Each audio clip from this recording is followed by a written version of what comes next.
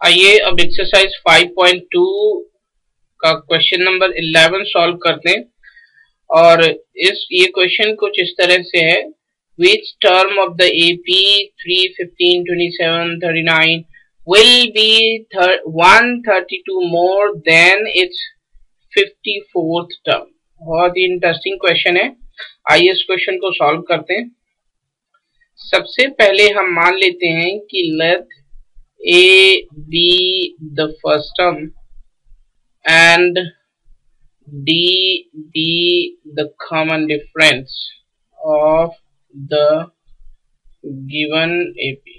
मान लीजिए A जो है वो इस AP की फर्स्ट टर्म है, D जो है वो इस AP का कॉमन डिफरेंस है, और हम ये मान लेते हैं कि इस AP की nth term will be 132 more than its 54th term, and also let A and be 132 more than its 54th term। ये मान लिया हमने कि इस AP की nth टर्म जो होगी वो 132 मोर होगी देन इट्स 54 टर्म। और अब इस एपी से हम फर्स्ट टर्म कैलकुलेट करते हैं तो वो होगा 3, कॉमन डिफरेंस कैलकुलेट करते हैं तो वो होगा 12। These are very important. Now हम इसको कुछ इस तरह से लिख सकते हैं, ये इस एपी की nth टर्म है, ये इस एपी की 54th टर्म है, और nth टर्म 132 मोर है और ये 132 कम है, तो इसका मतलब इसमें हम 132 ऐड करेंगे। nth टर्म को हम लिख सकते हैं a plus n minus 1 into D. 54th term को हम लिख सकते हैं a प्लस 53d, और यहाँ पर 132 है। ये a की वैल्यू हमने कैलकुलेट की है 2 है, n हमें कैलकुलेट करना है, d की वैल्यू 12 है, a 2 है, प्लस 53 इंटू 12 प्लस 32 132।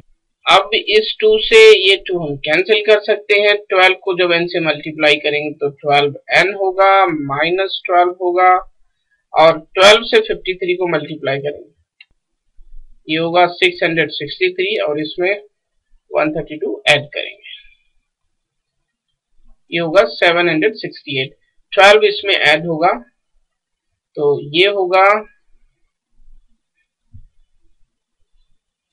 780। तो 12n इक्वल है 780 के, तो n इक्वल है 780 ओवर 12। 12 से इसे हम जब डिवाइड करेंगे तो ये होगा 65। तो n की वैल्यू आई है 65। तो हम कह सकते हैं कि इस एपी की 65th टर्म यानी 65वीं टर्म जो है वो 54th टर्म से 132 मोर होगी। सो 65th term will